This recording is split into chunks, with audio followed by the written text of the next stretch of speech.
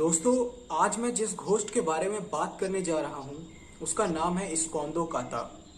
तो जिसको नहीं पता कि आखिर ये स्कॉन्दो काता होता क्या है, तो जस्ट नॉर्मली मैं आपको बता दूं कि ऐसा घोस्ट जिसकी गर्दन नहीं होती तो उसको बंगाली कल्चर में स्कॉन्दो काता का नाम दिया जाता है। तो आज मैं आपको इससे जुड़ी हुई दो सच्ची कहानियां बताऊंगा जिसके बारे में आप अच्छे से जान सकेंगे। तो पहली कहानी जो है वो मेरी नानी जी ने बताई है। जैसा कि मैंने आपको बताया था कि मेरी नानी जी बंगाल में रहा करती थी, तो वहाँ पे उन्होंने बहुत सारे भूतिया घटनाओं का अनुभव किया। और दूसरी कहानी मेरे एक सब्सक्राइबर ने उड़ीसा से भेजी है। तो पहली कहानी से मैं स्टार्ट करना चाहूँगा जो मेरी नानी ने मुझे बताई थी। तो दोस्तों, आज से तकरीबन 30 साल पहले मेरी नानी ये बताती थी कि आसनसोल में एक आदमी रहा करता था जिसका नाम था शुभजीत बनर्जी। वो आसनसोल में एक दुकान पे काम करता था। तो उसके घर की दूरी और दुकान की दूरी तकरीबन 5 किलोमीटर की थी। तो वो पैदल ही आया जाया करता था। वह सुबह 10 बजे जाता और तकरीबन 8 या 9 बजे तक अपने घर आता था। तो क्या हुआ कि पहले वहाँ पे मतलब झाड़ियाँ और जंगल टाइप का एरिया ज़्यादा होता था। और आज भी बोगड़ा चट्टी जगह का नाम है, बोगड़ा चट्टी, जो कि आसनसोल में है। आज भी वहाँ पे मतलब इलाका मतलब कि पेड़ पौधे और वो सारी चीज़ें बहुत हैं। तो मतलब जब वो इंसान अपने काम पे जाता था तो रास्ते में एक रेलवे ट्रैक और रेलवे ट्रैक के जस्ट बगल मतलब कि एक साइड में एक सिनेमा हॉल पड़ता था। दोनों पुराने हो चुके थे तो वो बंद हो चुके थे। ना तो रेलवे ट्रैक जो था ना तो वो यूज़ होता था, और जो सिनेमा हॉल था वो भी नहीं यूज़ होता था, यानी कि दोनों बेकार पड़े हुए थे। तो वो इंसान मतलब उधरी से क्रॉस करके वो जाता था। तो एक दिन क्या हुआ कि उस दिन कोई त्योहार था, तो उसके मालिक ने उसको कुछ एक्स्ट्रा पैसे दिए थे त्योहारी के नाम पे। तो उस दिन उसने क्या किया, ड्रिंक कर लिया। उस इंसान ने मतलब ड्रिंक व्रिंक किया बढ़िया मौज से। वो तकरीबन 9:30 या 10 बजे तक वो घर वापस आ रहा था। उस दिन उसको लेट हो गया था। तो जब वो रास्ते में आ रहा था तो उसने देखा कि रेलवे ट्रैक के पास तकरीबन 4 से 5 लड़के मतलब उस रेलवे लाइन के ट्रैक को काट रहे थे। एक हिसाब से वो चोर ही थे भाई, रेलवे ट्रैक को वो काट कर वो बेच के पैसे ही खाते। तो उस इंसान ने देख लिया। तो वो चिल्लाने लगा कि ये तुम लोग क्या कर रहे हो, यहाँ पे चुरा रहे हो पटरी को। तो मतलब जब इतना सुना लोगों, वो जो 4-5 लड़के थे तो घबरा गए कि अरे कहीं शोर करके किसी को बुला ना दे। तो उन्होंने क्या किया, उस इंसान को पकड़ के बहुत मारा। मतलब इतना मारा कि वो अधमरा हो गया। तो उसके बाद फिर भी वो थोड़ी देर बाद वो आदमी उठ गया और बोला कि मैं जा रहा हूँ बता देने लोगों को। तो एक लड़के के पास उसमें चाकू था। उसने क्या किया, उस इंसान का गर्दन ही पूरा काट दिया।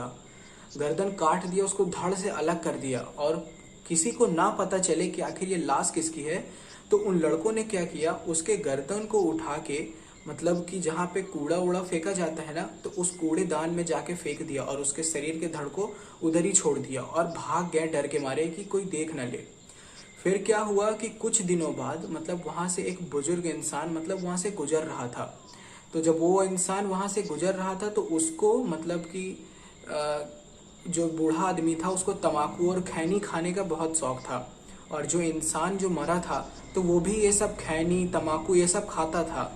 उस क्योंकि जब भाई जो इंसान ड्रिंक करता है तो ये सारी मतलब छोटी मोटी जो लत होती है वो तो होगी उस इंसान के पास। तो क्या हुआ कि जहाँ पे उस रेलवे लाइन के पास उसको काट के फेंका गया था तो वहाँ उस इंसान की आत्मा लगने लगी थी। और अगर मतलब वो हर किसी को नहीं दिखाई देता था, वो सिर्फ उसको ही दिखाई देता था जो मतलब नशा करता हो। जैसे अगर उस रास्ते से कोई जा रहा है, कोई बीड़ी पी रहा है या फिर कोई खैनी या तम्बाकू मल रहा है या कोई शराब लेके जा रहा है, तो वो सिर्फ उसको ही दिखता था और उसी को आवाज़ देता था। बाकी अगर कोई जैसे नॉर्मल इंसान जा रहा है तो उसको नहीं वो दिखता था। तो जो बुजुर्ग इंसान था वो उस रेलवे ट्रैक पे से मतलब पार होके जा रहा था अपने घर। तकरीबन 7:30 या 8 बज रहे थे उस टाइम। तो वो अपना मस्त जाते हुए खैनी मलते हुए जा रहा था। तो मतलब कि पीछे से आवाज आई, करिए ऐसे मतलब थोड़ा गांव टाइप में वो बोला, करे ए चाचा हमऊ का दे यार तम्बाकू। तो वो मतलब वो जो चाचा थे वो पीछे नहीं पलटे, वो जो बूढ़ा इंसान था वो पीछे नहीं पलटा। उसने सोचा होगा भाई मेरे जैसे कोई किसान। तो उसने बोला अरे रुको भाई खैनी मलने तो दो, दे रहा हूँ ना। तो फिर उसने एक बार फिर बोला अरे चाचा जल्दी तो क्या कर रहे हो। तो उसने कहा अरे दे रहा हूँ। उसने बढ़िया खैनी उनी ठोक ठाक के जैसे ही वो पीछे मुड़ा तो मतलब वो बूढ़ा इंसान देख के सन्न रह गया। मतलब उसके हाथ से कहनी नहीं छूटी, वो उधर ही बेहोश हो गया। जब बेहोश हो गया तो दूसरे दिन जब बेहोश हो गया, उसको होश ही नहीं आया। जब दूसरे दिन होश आया तो जब लोग अपने घर से काम के लिए निकले तो रास्ते में पड़ता था, क्योंकि सभी लोगों को आना जाना था रेलवे लाइन क्रॉस करके। तो रास्ते में देखा तो कहा, अरे ये चाचा तो इस घर के फलाने घर के हैं। तो उनको उठाया गया, उठा के उनके घर पे लाया गया तो उनका पूरा शरीर तप रहा था। तो उन्होंने बताया कि मतलब जब मैं आ रहा था तो रास्ते में मुझे ऐसा वैसा मतलब फील हुआ कि एक इंसान मतलब जिसका गर्दन कटा हुआ, तो उसमें वहाँ पे बोले कि अरे वो स्कॉन्दो काता है। मतलब एक बंगाली औरत ने कहा कि वो स्कॉन्दो काता है। क्यों? क्योंकि एक बताया गया कि अरे मतलब इस ये अब क्या नाम था यार उसका, शुभजीत बनर्जी करके नाम का एक आदमी रहता था, उसी को ही कुछ लोगों ने काट के मतलब फेंक दिया था और वो यही बन गया है, सरकट्टा भूत जिसको बोल सकते हैं, तो वो बन गया है। तब मतलब लोगों को पता चल गया कि भैया उस रास्ते से अगर जाओ तो कोई भी नशा करके नहीं जाना है, ना ही लेके जाना है। इसलिए वहाँ पे कोई वो लोग नहीं जाते थे, और जाते भी थे तो दिन के टाइम ही जाते थे। जैसे ही अंधेरा हो जाता था तो वहाँ पे जाना बंद कर देते थे। तो आइए दोस्तों बढ़ते हैं आज अपनी दूसरी कहानी की ओर। दोस्तों ये दूसरी कहानी है उड़ीसा की। तो उड़ीसा में एक मिस्त्री रहता था और वो मिस्त्री बहुत ही ज़्यादा गरीब था। परिवार के नाम पे कहने पे उसका सिर्फ एक 5 साल का बेटा और एक 9 साल की बेटी थी, और उसकी बीवी एक बीमारी के कारण ही उसकी मृत्यु हो गई थी। तो वो अपने छोटे छोटे दोनों बच्चों को वही पालता था। लेकिन किस्मत ही इतनी खराब थी कि उसको कहीं काम ही नहीं मिलता था। 1 महीना 2 महीना ऐसे बीतता चला गया, वो बेचारे भूख के मारे मतलब एकदम तड़पने लगे थे। लेकिन भगवान का वो शुक्र है कि उसको एक काम मिला, और वो काम छोटा मोटा काम नहीं, बड़ा काम मिला एक सेठ के यहाँ। उसको एक गेस्ट हाउस बनवाना था। तो वो जब सेठ के यहाँ गया, उसने गेस्ट हाउस बनवाने के लिए कहा कि मुझे गेस्ट हाउस बनवाना है, और अगर अच्छा सा तुमने गेस्ट हाउस बनाया तो तुम्हें इसके अच्छे कीमत मिलेगी। तो उसने कहा जी मालिक, मैं ज़रूर पूरा करूँगा, अपनी पूरी जी जान लगा दूंगा। तो उसने कहा ठीक है, जब काम पूरा होगा तभी मैं तुमको पैसा दूंगा। तो उसने कहा ठीक है मालिक, मुझे मंजूर है। भाई अगर पैसा बस मिलने से मतलब था उसको, तो वो खुशी खुशी काम पे लग गया।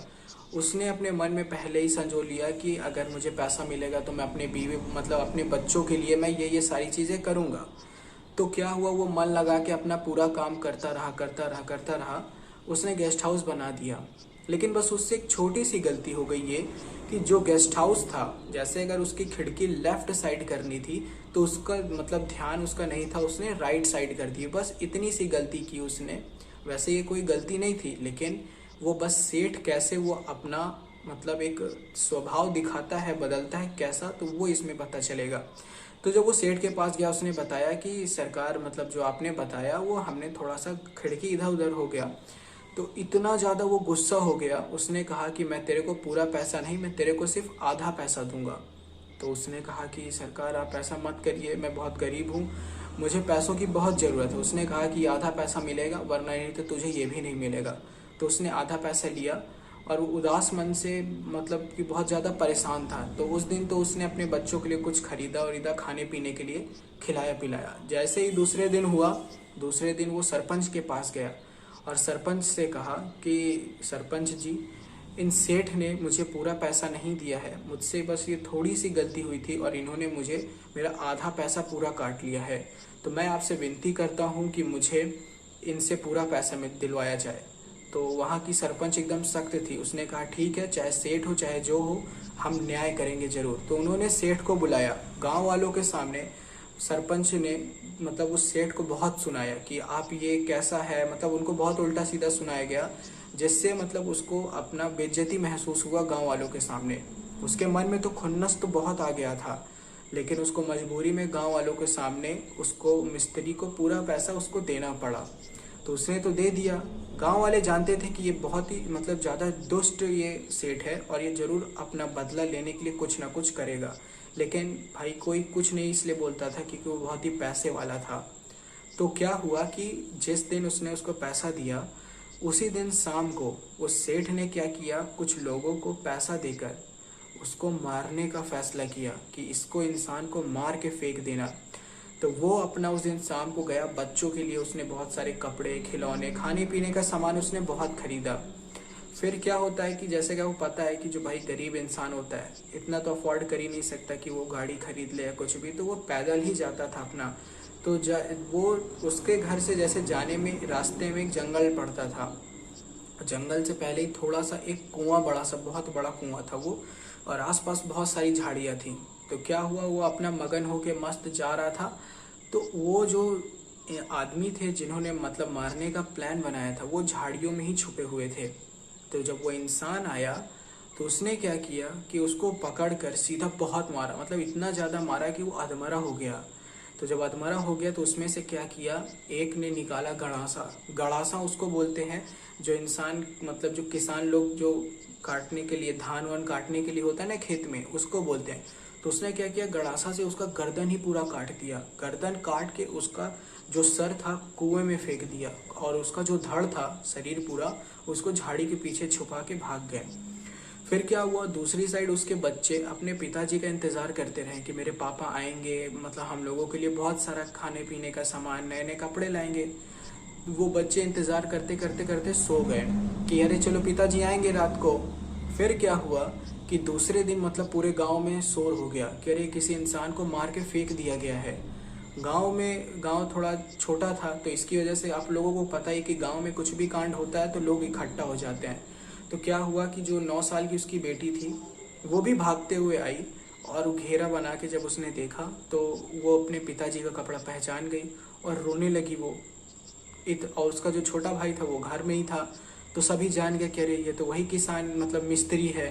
तो वो जान गए कि ये किसका काम है, ये उसी सेठ का काम है। लेकिन किसी के पास कोई भी सबूत नहीं था, जिसकी वजह से कोई कुछ नहीं बोल सकता था। फिर क्या हुआ, वो लड़की 9 साल की थी, उसके अंदर मतलब थोड़ी सी सिर्फ समझदारी थी, इतनी भी वो बेचारी होशियार नहीं थी। वो गई अपने भाई को लेकर साथ में, जिस कुएं में मतलब बड़ा सा कुआं था, वो उसी कुएं में जाकर अपनी जान दे दी कि जब मेरे पिताजी ही नहीं रहे, ना ही मेरी माँ रही, तो हम लोग रहकर क्या करेंगे, कौन हमारा देखभाल करेगा। तो वो दोनों जाकर उधर ही उन्होंने जान दे दिया। फिर उधर दूसरी साइड वो सेठ आराम से मौज कर रहा था, उसको कोई टेंशन नहीं थी। लेकिन 1 महीने बाद ही जब पता चला गांव में कि जो सेठ है उसकी लाश उसके अलमारी में मिली, और वो भी कोई मतलब मामूली तरीके से नहीं। वो जो अलमारी थी उसमें इतना बड़ा बक्सा था, उस बक्से में उस सेठ के छोटे छोटे छोटे छोटे टुकड़े करके किसी ने उस बक्से में रखे थे। और जब वो निकाला गया तो लोगों की रूह तक कांप गई कि बताओ मतलब किसी ने इतनी मतलब बेरहमी से कत्ल किया। लेकिन वहाँ के जो बुजुर्ग लोग थे वो बस यही बोलते थे कि वो उस सिरकटे इंसान ने ही अपना मतलब मौत का बदला लिया है, और जिस मिस्त्री को इस सेठ ने मरवाया था उसी ने ही अपना बदला लिया है। तो लोगों उसमें से कुछ लोग थे जिन्होंने बोला कि नहीं, अच्छा हुआ भाई, उसको अपने कर्मों की सजा मिल गई है। तो वो सभी फिर उसके बाद से मतलब वो इंसान किसी को भी नहीं दिखा, ना ही वो जो आत्मा थी जो सिरकटे भूत की, वो किसी को नहीं दिखी, क्योंकि उसने मतलब उसने अपना बदला पूरा कर लिया और उसके आत्मा को शांति मिल गई। तो बस यही थी दोस्तों ये 2 कहानियाँ। अगर आपको पसंद आई हो तो प्लीज़ यार बताना।